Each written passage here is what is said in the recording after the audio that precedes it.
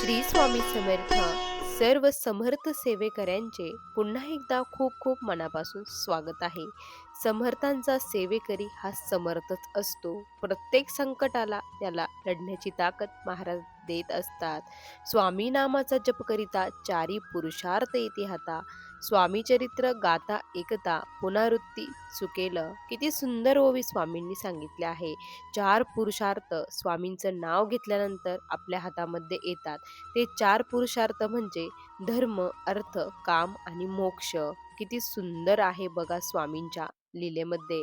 स्वामींचा जो काही तारक मंत्र आहे त्याचा आज आपण खूप रोमांचक असा अनुभव बघणार आहोत. या तारक मंत्राने ज्या ताईंना जो अनुभव आला तो खरंच कोणीच विसरू शकत नाही. आज जो कोणी ऐकत असेल त्याला खरंच खूप भरून येणार आहे आणि त्याची देखील महाराजांवरती खूप श्रद्धा, भाव, विश्वास वाढणार आहे. त्यामुळे हा अनुभव अगदी शेवटपर्यंत बघा. चला तर मग सुंदर अनुभवाला सुरुवात करूया. तत्पूर्वी चॅनलवर नवीन असाल तर सबस्क्राईब करा. चला अनुभवाला सुरुवात करू. ताई म्हणतात, सर्वप्रथम सर्वांना श्री स्वामी समर्थ. या ब्रह्मांडाचे चालक मालक पालक सर्व स्वामी भक्तांना अंधाराकडून प्रकाशाकडे नेणारे, सर्वांना हृदयामध्ये विराजमान असलेले श्री स्वामी समर्थ महाराज यांच्या चरणी कोटी कोटी प्रणाम. स्वामी भक्तांनो, आज मी तुम्हाला मला जे काही अनुभव आले आहे ते सर्व काही इथे कथन करत आहे. स्वामी भक्तांनो, मी भोपाळ येथील रहिवासी आहे. आज जे काही सांगणार आहे त्यातील एक एक शब्द हा खरा आहे. चला तर मग माझ्या अनुभवाला सुरुवात करते. आणि स्वामी भक्तांनो, मला सर्वप्रथम सांगायला आनंद वाटेल की स्वामींच्या सेवेत कशी आली. स्वामींच्या सेवेत मी अशी आले. एकदा काय झालं की माझ्या मिस्टरांनी स्वामींचे जे काही अनुभव आहे त्यांना पुस्तक वाचण्याचा फार छंद आहे आणि ते कुठेही गेले की पुस्तक घेऊन येत असतात. असंच एकदा ते बाहेर गेले आणि त्यांना स्वामी अनुभवाचे पुस्तक मिळाले. त्यांनी ते पुस्तक घरी घेऊन आले. मी त्याच्यावरती नजर टाकली. स्वामी अनुभव, स्वामी समर्थ अनुभव नेमकी काय आहे, मलाही कुतूहल जागं झालं. नेमकी यामध्ये काय आहे. मी एक अनुभव वाचला, दुसरा अनुभव वाचला आणि माझी त्याच्यामध्ये आवड वाढत गेली.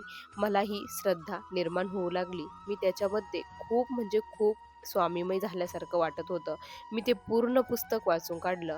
जवळपास 3-4 दिवसामध्ये पूर्ण पुस्तक वाचलं आणि मला सर्व काही अनुभव झोपल्यानंतर आठवायचे आणि मी महाराजांकडे आपोआप आकर्षण माझं झालं. मग मी स्वामींचा फोटो माळ घेऊन आली. कशी सेवा करायची, काय करायची काही एक माहीत नव्हतं. आणि त्यानंतर काय झालं की मी स्वामींची फक्त नामस्मरणाची सेवा करू लागले. स्वामींचे व्हिडिओ माझ्यासमोर येऊ लागले. तशी तशी सेवा मग मी करू लागले. स्वामींचे व्हिडिओ बघून यूट्यूबला व्हिडिओ बघायची आणि कशी सेवा करायची मला कळालं की त्या प्रकारे स्वामींची सेवा करू लागले. स्वामी चरित्र हा दिव्य ग्रंथ ज्या दिवशी माझ्या हातामध्ये पडला त्या दिवशी मला खूप भरून पावल्यासारखं वाटलं. मी पूर्ण तो ग्रंथ पहिल्याच दिवशी वाचून काढला. मला खूप छान वाटलं. ज्याप्रमाणे मी ते अनुभव वाचले तसंच मला त्या अनुभूतीसारखंच तिथे जाणवत होतं. प्रत्यक्षात महाराज असल्याचा भास होत होता. मला खूप छान वाटलं. त्यानंतर माझ्या मिस्टरांची बदली ही भोपाळ येथे झाली. माझे मिस्टर हे सरकारी कामामध्ये कृषी सेवामध्ये असल्यामुळे आमची बदली भोपाळला झाली आणि मला भोपाळला झाल्यानंतर मी तिथे गेले आणि मला त्यावेळेस एक मुलगा आणि एक मुलगी होती. महाराजांची सेवा सुरूच होती. आता भोपाळला आम्हाला अशा ठिकाणी टाकलं होतं, खूप खेडेगाव होतं आणि ते खेडेगावामध्ये थोडेसेच लोक राहत होते आणि मध्ये म्हणजे असं होतं की मध्ये थोडंसं 7 ते 8 किलोमीटरमध्ये जंगल होतं आणि पुढे जे काही होतं छोटंसं गाव होतं. तिथे सर्व काही सामान वगैरे मिळायचं. काही घ्यायचं असेल तर तिथेच आम्हाला जावं लागत असायचं. असं एकंदरीत चालू होत. मी रेंटनी तिथे राहू लागलो. जे काही होतं तिथे रेंट फार कमी होतं पण तिथे आम्हाला राहणं भाग होतं, कारण मिस्टरांना आम्ही एकटेही सोडू शकत नव्हतो. त्यानंतर स्वामी भक्तांनो, तिथे दर गुरुवारी बाजार भरायचा माझ्या मिस्टरांना जेव्हा असेल तेव्हा तेव्हा ते तिथून भाजीपाला घेऊन येत असायचे. त्या दिवशी असंच झालं की भाजीपाल्याला जायचं होतं. मिस्टर म्हटले की चल आपण दोघंही जाऊया, वेळ आहे तर जाऊ. मुलांना आम्ही घरीच ठेवलं शेजारच्यांकडे आणि आम्ही बाजारला गेलो. तिथे गेल्यानंतर तिथे आम्हाला थोडंसं उशीर झाला. 7-7:30 वाजले असतील. अंधार पडला होता आणि आम्ही येत असताना मला खूप भीती वाटू लागली. सर्व आम्ही जंगलामधून चाललेलो होतो. खूप साऱ्या प्राण्यांचा तिथे वास असतो हे खूप ऐकलं होतं, पण प्रत्यक्षात डोळ्याने कधीच बघितलेलं नव्हतं. खूप भीती मनात वाटत होती. स्वामींचा तारक मंत्र श्री स्वामी समर्थ मुखात चालू होतं. मिस्टरही श्री स्वामी समर्थ म्हणत होते आणि त्याच गडबडीमध्ये काय झालं, की आम्ही रस्ता चुकलो. आम्हाला रस्ता सापडतच नव्हता. काय करावं काहीच कळेना. आम्ही प्रचंड घाबरून गेलो. मुले घरी वाट बघत असतील. काय करावं काहीच कळेना. त्या दरम्यान काय झालं स्वामी भक्तांनो, की आम्ही चुकीच्या रस्त्याने जात असताना समोरून अशी एक उंच व्यक्ती आम्हाला दिसली. खूप तिने असे सफारी घातलेली होती आणि खूप उंच होती ती व्यक्ती आणि ती इथे अचानक कशी आली आमच्या समोर उभे राहिली आणि ती व्यक्ती हिंदीतून बोलत होती. "किधर जा रहे हो?" आम्ही म्हटलं, की आम्हाला वाट सापडत नाही आहे. कुठे जावं काहीच कळत नाही आहे. त्यावेळेस त्यांनी सांगितलं, "तुम रास्ता भूल गए हो. पीछे से जाओ. पीछे तुम्हें रास्ता मिल जाएगा." असं त्यांनी जोरामध्ये खूप मोठ्या आवाजामध्ये सांगितलं आणि आम्ही तसेच मग मागे वळालो. मागे गेलो तर खरंच मागे एक पाऊलवाट होती. त्या पाऊलवाटाने आम्ही जेव्हा गेलो, तर पुढे थोड्याच अंतरावरती गेल्यानंतर आम्हाला आमचा ओळखीचा रस्ता दिसू लागला आणि आम्ही त्या रस्त्याने गेलो. घरी पोहोचलो. 10 वाजले होते. सुखरूप स्वामींच्या कृपेने घरी आलो आणि त्यानंतर आम्ही जेव्हा विचार करायला लागलो, त्यावेळेस आम्ही त्या क्षणी काहीच विचार न केला. घरी आल्यानंतर विचार केलं, ती व्यक्ती कुठून आली? एवढ्या रात्री कशी आली? आणि कोण होती ती? आपण त्यांना विचारलं नाही, काहीच नाही आणि आपल्याला त्यांनी योग्य मार्ग कसा दाखवला? त्यावेळेस क्लिक झालं, की ते महाराज होते. महाराज चुकलेली वाट दाखवण्यासाठी आले होते.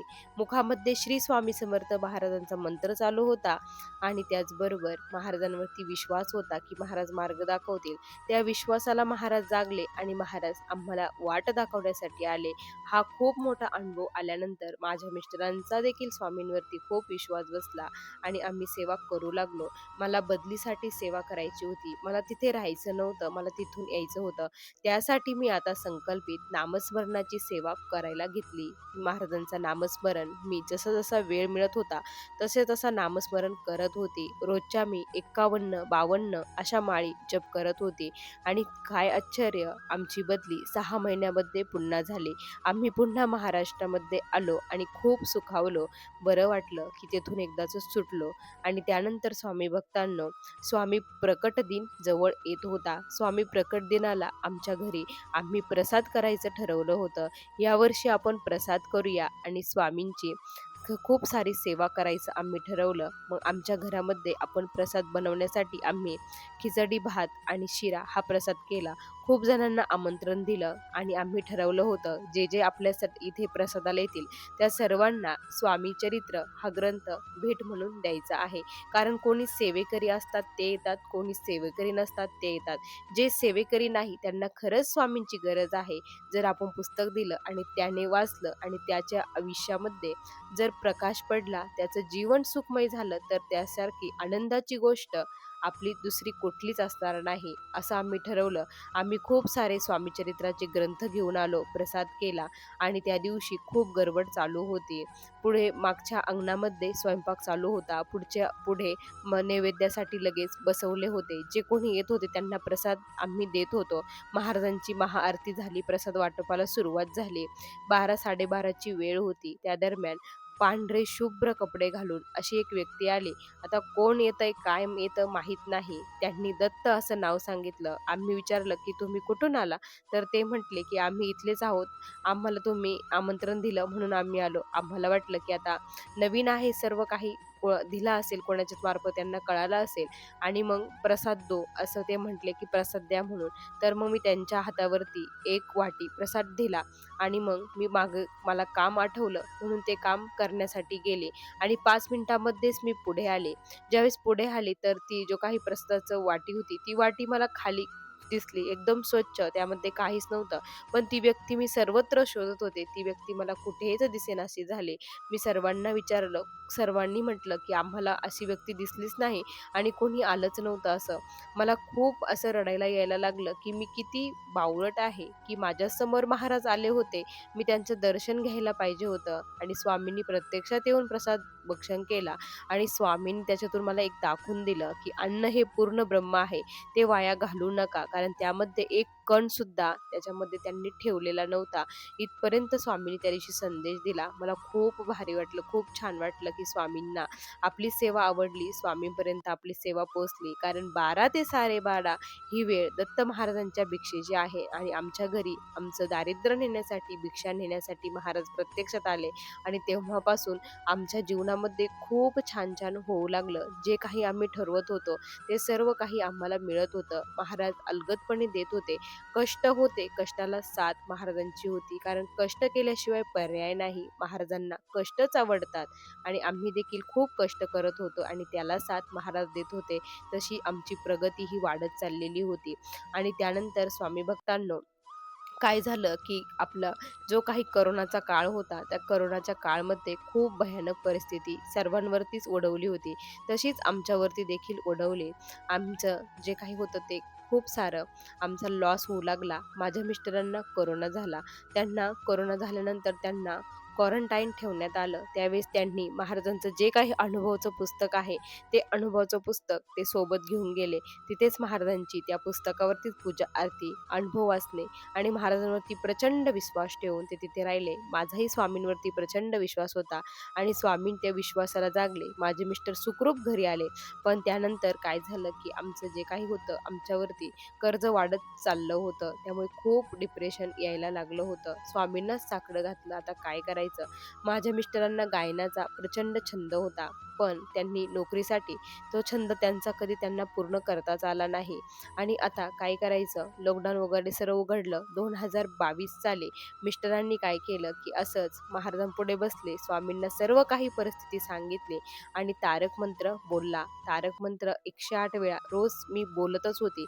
तारक मंत्र माझा सुरूच होता. मिस्टरांनी स्वामींपुढे बोललं आणि जे काही स्वामी चरित्र आहे, ते स्वामी चरित्र माझ्या मिस्टरांनी जो काही पहिला अध्याय आहे, त्याच्यामध्ये अशा ओवी बद्ध केल्या आणि त्या ओवींना संगीत दिलं आणि ते ते गाऊ लागले. इतकं छान वाटत होतं आणि त्यानंतर असंच मग माझ्या मिस्टरांनी पूर्ण 21 अध्यायावरती स्वामींचं असेच एक छोटे-छोटे बनवले आणि त्यानंतर ते गायले. ते खूप सर्वांना आवडले. असाच एक कार्यक्रम ठेवला. तिथे कार्यक्रम ठेवला आणि खूप सारे लोक येणार होते. जवळपास 300 लोक येणार होते. त्या 300 लोकांपर्यंत पुढे माझ्या मिस्टरांना हे गायन करायचं होतं. आता यांना आवडतं की नाही हाही खूप मोठा प्रश्न होता आणि पण महाराजांची साथ होती. महाराजांवरती विश्वास होता आणि त्याच विश्वासावरती महाराजांनी काय केलं, की अशी परीक्षा देखील बघितली. माझ्या मिस्टरांचा कार्यक्रम दुसऱ्या दिवशी आणि आदल्या दिवशी संध्याकाळी घसा बसल्यासारखा झाला आणि त्यांना खूप टेन्शन आलं, की उद्या मला गाता येतं की नाही. एवढा मोठा कार्यक्रम ठेवला आणि गाता जर आलं नाही, तर लोक काय म्हणतील? महाराज माझी लाज वाचवा. आज माझी हे करायचं नाही, तर तुमचे परीक्षेची वेळ आहे, असे मिस्टर बोलले. हॉस्पिटलला गेले, डॉक्टरांनी औषध दिले. डॉक्टर म्हटले 4-5 दिवस आराम करा, गायन करू नका. डॉक्टरांनी स्पष्ट असा सल्ला दिला. पण मिस्टरांना महाराजांवरती प्रचंड विश्वास होता. सकाळी महाराजांना मुजरा केला. महाराजांना सर्व काही सांगितलं आणि महाराज परीक्षेमध्ये मला सफल करा असं सांगितलं आणि माझे मिस्टर स्वामींवरती विश्वास ठेवून गायन करायला बसले आणि मिस्टर काय आश्चर्य, की त्यांचा आवाज जो सुरू झाला तो शेवटपर्यंत थांबलाच नाही. प्रत्येकाच्या डोळ्यामध्ये अश्रू वाहत होते. ज्यावेळेस बाळाप्पाचं चरित्र आलं, बाळाप्पाच्या चरित्रामध्ये माझ्या मिस्टरांनी स्वतःला पूर्णपणे वाहून घेतलं. खूप अंतःकरणापासून ते म्हणू लागले आणि जणू काय मीच बाळाप्पा आहे असं सर्वांना दाखवत होते. त्यामुळे आम्ही जे काही समोर बसलेलो होतो, आमच्या डोळ्यातून आपोआप अश्रू गळत होते. ती महाराजांचा संवाद, महाराजांचं ते बाळाप्पावरचं प्रेम, बाळाप्पाचं महाराजांवरती प्रेम खूप छान वाटत होतं. खूप जे काही सर्वजण आले होते त्यांच्या चेहऱ्यावरती एक वेगळंच समाधान त्या दिवशी आम्हा सर्वांना दिसलं. खूप सारं वाटलं. महाराजांनी अशा ठिकाणी नेऊन ठेवलं, की त्याची कधी कल्पना देखील आम्ही केली नव्हती. अशा ठिकाणी हे केलं. त्यानंतर मिस्टरांनी जॉब सोडून दिला आणि त्यानंतर जे काही होतं हे गाण्याचा प्रोग्राम तोच करायचा आता ठरवलं. मिस्टर तेच करत आहे आणि महाराजांच्या कृपेने खूप छान रिस्पॉन्स सर्वांकडून मिळत आहे. मिस्टरांचं जे काही स्वप्न होतं, त्यांचा जो छंद छंद होतं त्याच्यावरती स्वामींनी पुन्हा त्यांना आणलं आणि आज आम्ही जे काही आहोत ते स्वामींच्या कृपेमुळे. माझे दोन्ही मुलं खूप हुशार आहे. त्यांनाही स्वामींचं प्रचंड वेड आहे. असंच एकदा काय झालं, की आम्ही आमच्या घरामध्ये स्वामींचा असाच कार्यक्रम ठेवला होता. ही गोष्ट आत्ताची 2025 ची आहे. 2025 साली महाराजांचं भजन आम्ही घरी ठेवलं होतं. गुरुपौर्णिमेच्या निमित्ताने आपण भजन ठेवूया असं आमचा प्लॅनिंग झाला आणि त्या प्लॅनिंगनुसार आम्ही भजन ठेवलं. सर्व मंडळी आले, भजन सुरू झालं. खूप छान वाटत होतं. श्री स्वामी समर्थ मंत्राचा जप चालू होता. पूर्ण घर जणू काय मंदिरच बनलं होतं.